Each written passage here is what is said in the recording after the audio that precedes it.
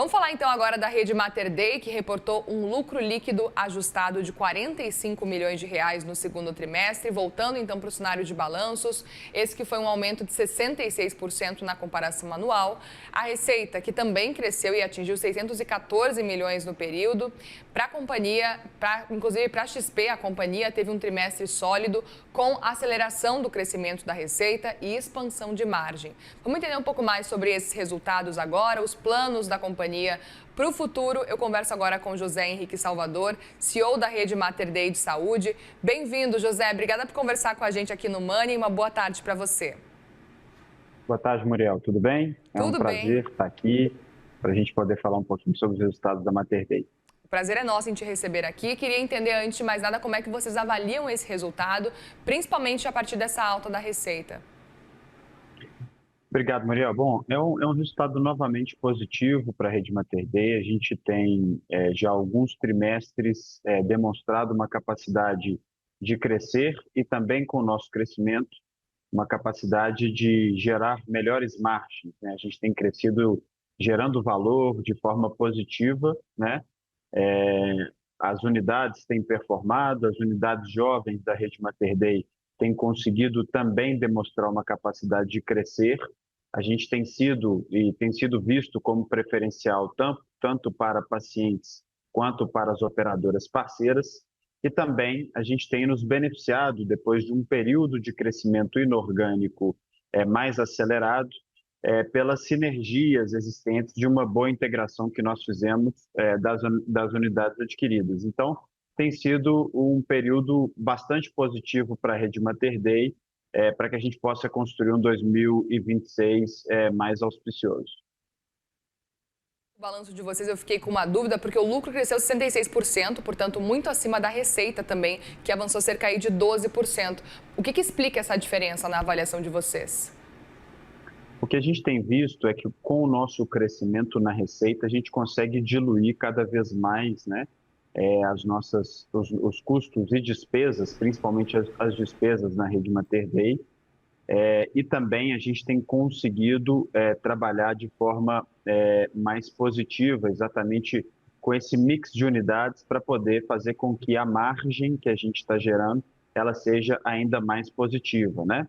A gente tem também algumas questões que foram feitas através de um melhor aproveitamento, né, nas questões tributárias, para poder ajudar a Rede Mater Dei também nessa linha, né, dos nossos resultados, fazendo com que a gente tenha conseguido aí um lucro líquido recorde nesse período, um crescimento também bem superior ao que a gente estava apresentando no ano passado, né? Então, o crescimento de receita, isso é o que é positivo nos dias de hoje, né?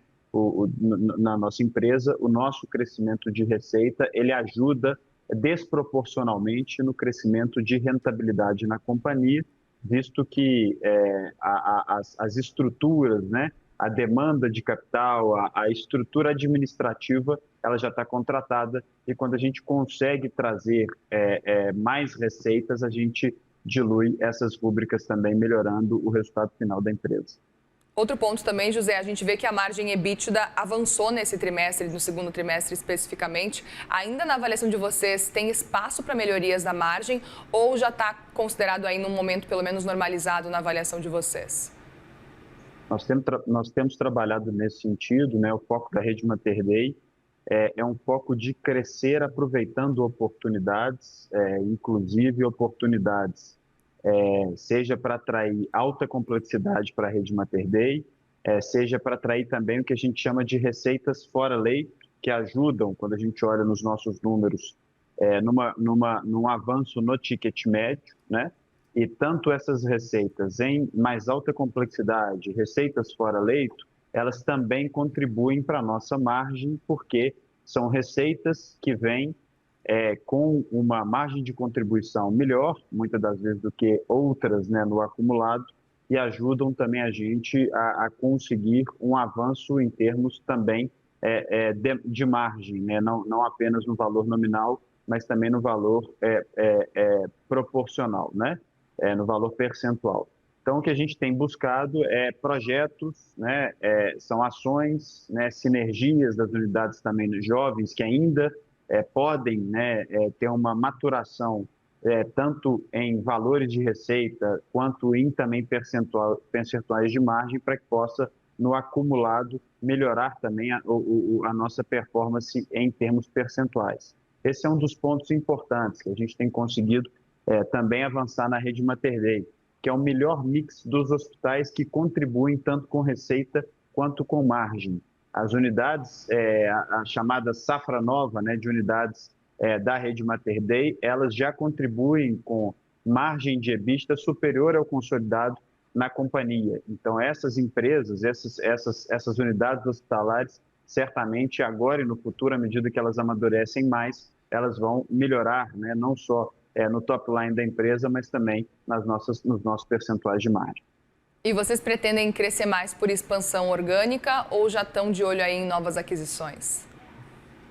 Bom, a gente, nesse momento, o foco principal da rede Mater Dei é o crescimento orgânico, né? O crescimento orgânico, para esse momento, ele é muito positivo porque ele é menos capital intensivo, né? No momento que a gente está vivendo, né, de juros altos no Brasil.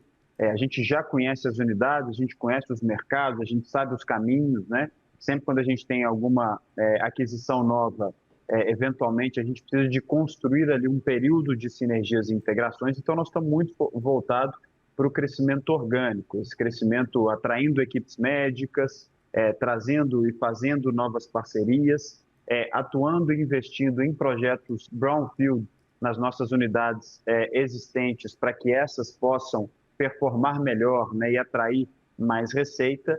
Isso dito, à medida que a empresa gera mais caixa, né, que a gente tem mais recursos e também que a gente entende que o mercado entra num ambiente competitivo mais favorável para outros movimentos, a gente fica alerta a possíveis targets, né, para aquisições, né, de empresas e hospitais que a gente sempre sonhou em nos associarmos ou fazermos alguns movimentos, principalmente em praças-chave, que a gente entende que podem contribuir também positivamente para o nosso posicionamento, né? Porque isso é um ponto importante, cada dia que passa, resultados entregues, consolidação das nossas unidades, nós passamos a cada vez mais ser um dos consolidadores da saúde suplementar brasileira.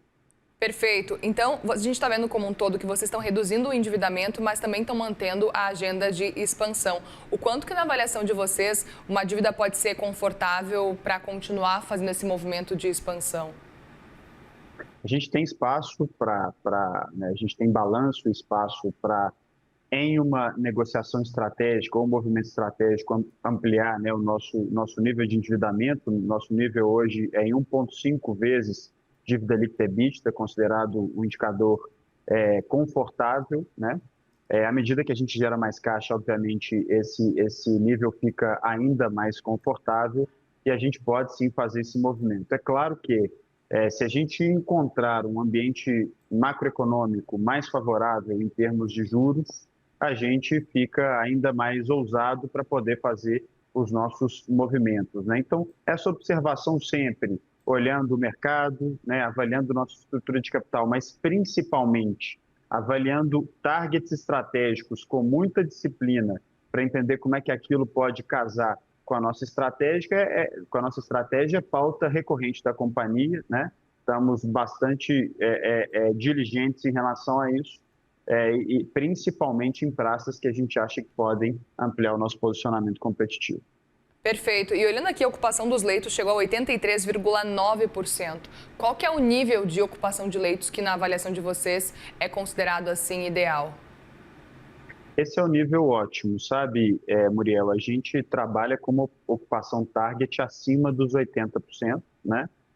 Entendemos, né, que também há um limite para poder trabalhar nos níveis de excelência que a gente considera na empresa, né, para que os pacientes não tenham demora para poder ser internados, né, que a gente consiga ter um giro de leito adequado e que a gente também não sucateie os nossos equipamentos, né? Então, esse nível entre 80% e 85% de ocupação é o nível que a gente considera um nível ótimo. Perfeito. E olhando para o segundo semestre, quais são os desafios? O que vocês esperam para esses próximos meses também? Bom, o segundo semestre, principalmente o terceiro trimestre de cada um dos anos, normalmente é o período que a gente tem mais dias úteis, né? E por isso há uma expectativa de um crescimento de receita em relação ao que a gente viveu no segundo e no primeiro trimestre do ano. Então, há uma expectativa positiva, nós estamos otimistas, né? A dinâmica do mercado também, na nossa visão, ela tá melhor, né? São mais empresas, mais operadoras de saúde, parceiras, que lutam pelo mercado e que, portanto, têm um incentivo maior para fazer produtos adequados, né? Para poder também terem essa ousadia, né? Para poder trazer soluções novas para cada um dos mercados que nós estamos. No segundo semestre, a gente também deve ver um amadurecimento de várias ações que nós colocamos em place aqui na companhia desde o ano de 2025, mas também no primeiro semestre desse ano. Então, nós estamos otimistas para um ano que, eu não tenho dúvida, vai ser desafiador sob o aspecto de movimentos eleitorais, né, possíveis conflitos que estão acontecendo no Brasil e fora, mas para o setor de saúde nós estamos muito otimistas, em especial para o posicionamento estratégico da Rede Mater Dei.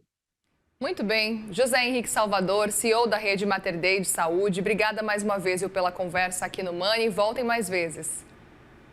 Obrigado a você, Muriel, sempre à disposição. Obrigada, uma boa tarde para você.